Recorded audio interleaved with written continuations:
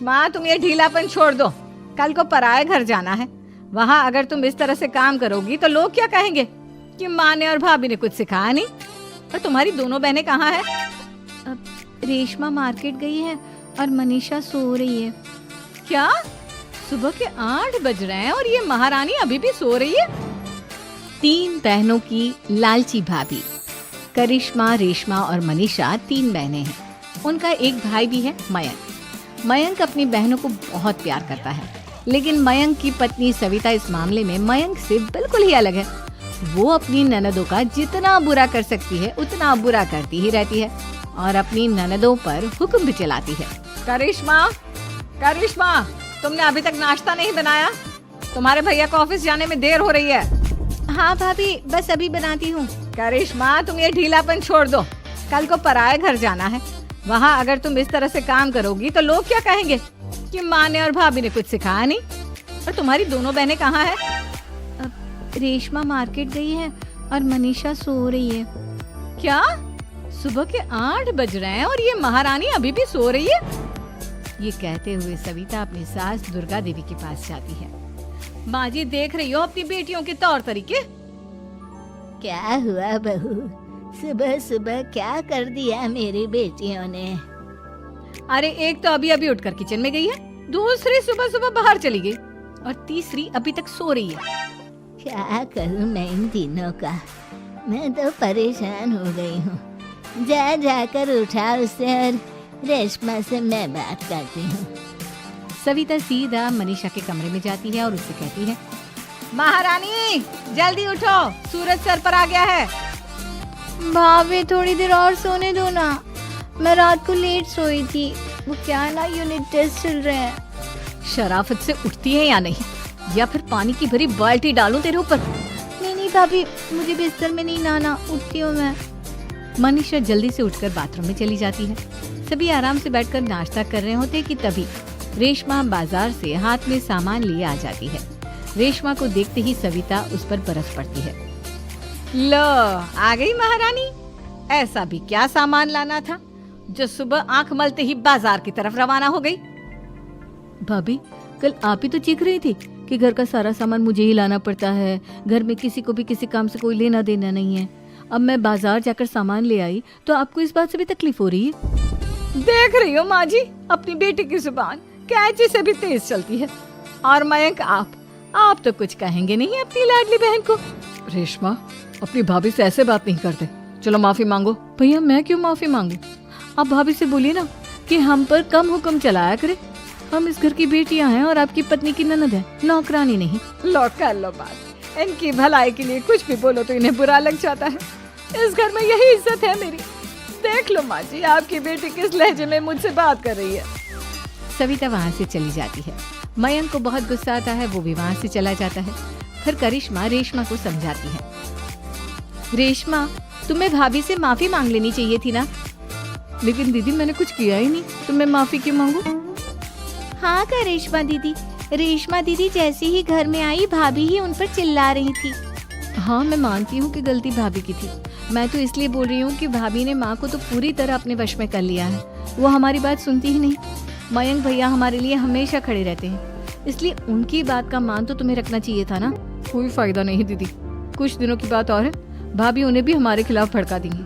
फिर वो भी माँ की तरह हमारी किसी बात का विश्वास नहीं करेंगे। इसी तरह सविता अपनी तीनों ननदों को किसी न किसी बात पर परेशान करती रहती थी। एक दिन मयंक अपनी तीनों बहनों के लिए गिफ्ट लाया। करिश्मा ये तुम्हारे लिए हार का सेट, रेशमा तुम्हारे लिए सुंदर सी ड्रेस, और मनीषा तुम्हें किताबें पसंद है ना, तुम्हारे लिए किताबें लाया हूँ। थैंक यू भैया। थैंक यू भैया। थैंक यू भैया। करिश्मा तुम्हारा नेकलेस कितना सुंदर है, ये भैया कहाँ से ले आए होंगे? मैंने भैया को 3 दिन पहले फोन पर ये डिजाइन दिखाया था और आज भैया ये ले आए। सविता तो अपनी ननदों के गिफ्ट्स देखकर जल गई और करिश्मा का नेकलेस तो उसे भी बहुत पसंद आया था। अपनी बहनों के लिए कितना अच्छा नेकलेस लेकर आए हैं, मुझे कभी कोई गिफ्ट नहीं दिया। मैं आज ही ये हार चुरा लूं। रात में सविता करिश्मा का हार चुरा लेती है और इसी तरह उसे अपनी ननदों की जो भी चीज अच्छी लगती वो उसे मांगती नहीं, बल्कि रात के अंधेरे में चुरा लेती। इसी तरह दिन बीतते गए और सविता ने मयंक के दिल में भी उसकी बहनों के लिए नफरत पैदा कर दी। एक दिन मयंक ने करिश्मा और रेशमा के लिए रिश्ता देखा और ये बात उसने घर में सबको बताई। माँ, करिश्मा और रेशमा के लिए बहुत अच्छा रिश्ता आया है। वो लोग कल इन्हें देखने आ रहे हैं। आप और सविता मिलकर सारी तैयारी कर लेना। ये सुनकर करिश्मा और रेशमा खुश हो जाती हैं, लेकिन सविता सोचती है, अगर इन दोनों बहनों की शादी हो गई तो घर और बाहर का काम कौन करेगा? मनीषा तो एक नंबर की कामचोर है, उससे तो किसी बात की उम्मीद लगाना ही बेकार है। मुझे इस शादी को रोकना होगा। अगले दिन सभी लड़के वालों के स्वागत की तैयारी करने में लगे होते हैं। तभी मयंक अपनी बहनों से आकर कहता है, तैयार हो गई तुम दोनों? देखो, दोनों लड़के बहुत अच्छे हैं, मैं कोई कसर नहीं छोड़ना चाहता, इसलिए तुम उनके सामने अच्छे से बिहेव करना और अपनी भाभी से लड़ने मत लग जाना। करिश्मा, तुम वो नेकलेस पहन लो ना जो मैं तुम्हारे लिए लाया था। भैया, मैं बहुत देर से वो नेकलेस ढूंढ रही हूँ, लेकिन मुझे मिल ही नहीं रहा। क्या तुमने नेकलेस खो दिया? तुम्हें पता भी है वो कितना महंगा था? तुम कोई काम ढंग से नहीं कर सकती। मयंक गुस्से में वहाँ से चला जाता है। थोड़ी देर बाद लड़के वाले भी आ जाते हैं। वो दोनों बहनों को पसंद कर लेते हैं और रिश्ता पक्का हो जाता है। लेकिन सविता के दिमाग में तो कुछ और ही खिचड़ी पक रही थी। वो पंडित जी के पास करिश्मा की कुंडली लेकर जाती है और उन्हें पैसे देकर करिश्मा की कुंडली बदलवा देती है। जब लड़के वालों के पास करिश्मा की कुंडली जाती है तो वो दुर्गा को फोन करते हैं। बहन जी, हमने करिश्मा की कुंडली अपने पंडित जी को दिखाई थी। आपकी बेटी की कुंडली नहीं बल्कि दोषों का पिटारा है। देखिए, मैं और मेरे पति इन सब बातों में बहुत विश्वास करते हैं, इसलिए हम आपकी बेटी से अपने बेटे की शादी नहीं करा सकते। इस तरह करिश्मा का रिश्ता टूट जाता है और सभी घर वालों को बहुत दुख होता है। अब कविता सोचती है, चलो करिश्मा का तो रिश्ता टूट गया, अब रेशमा का भी रिश्ता तोड़ना है। क्या करूं? अब सविता आवाज बदलकर किसी अननोन नंबर से रेशमा के होने वाले ससुराल में फोन करती है। हेलो, मैं कौन हूँ कौन नहीं ये आपके लिए जानना जरूरी नहीं, बस इतना सुन लो कि रेशमा का 2 साल से किसी के साथ अफेयर चल रहा है। बस रेशमा का रिश्ता तोड़वाने के लिए सविता का इतना कहना काफी था। अब रेशमा का भी रिश्ता टूट गया। मयंक और दुर्गा देवी ने रेशमा को खूब खरी खोटी सुनाई और उससे बार बार उस लड़के के बारे में पूछने लगी। आप दोनों मुझे क्यों परेशान कर रहे हो? अरे कोई लड़का होगा मेरी लाइफ में तो मैं बताऊंगी ना, जब कोई है ही नहीं तो कहाँ से लाऊं मैं कोई लड़का? तो तेरे होने वाले ससुराल वालों को फोन किसने किया था? माँ, मैं नहीं जानती किसने फोन किया था, मैं सच कह रही हूँ। मैं तो पहले ही कह रही थी इसकी लगाम खींच कर रखो, लेकिन मेरी सुनता ही कौन है। आप चुप रहिए भाभी, ये सब आपका ही किया धरा है। अब तीनों बहनों को विश्वास हो जाता है कि ये सब उनकी भाभी ही कर रही है। तीनों बहनें अपनी भाभी को सबक सिखाने के लिए एक वकील कर लेती है और घर में हिस्सा मांग। देखो भैया, माँ बाप की जायदाद में जितना बेटों का हक होता है उतना ही बेटियों का, इसलिए इस घर के 4 हिस्से होंगे और हमें अपना हिस्सा चाहिए। मैंने तुम्हारे लिए क्या क्या नहीं किया और तुम इस घर में हिस्सा मांग रही हो? भैया, आप और माँ हम बहनों की कोई बात नहीं सुनते हो और भाभी हमारी शादी नहीं होने देगी क्योंकि उन्हें लगता है कि आप हमारी शादी में ज्यादा पैसा लगाओगे और उन्हें हम जैसी फ्री की नौकरानी कहाँ मिलेगी।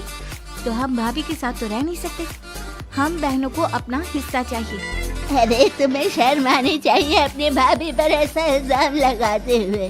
वो तुम्हारे बारे में कितना सोचती है। हाँ माँ, भाभी हमारे बारे में बहुत सोचती है। दिन रात बस यही सोचती रहती है कि किस तरह से अपनी तीनों ननदों को परेशान करूं और कभी मुझे पढ़ने भी नहीं देती। दोनों बहनों का रिश्ता भी तो इन्होंने ही तोड़वाया है और रात में हमारे कमरे में आकर हमारी चीजें भी चुराती हैं। इसी तरह सविता की तीनों ननदें अपनी बात पर अड़ी रही।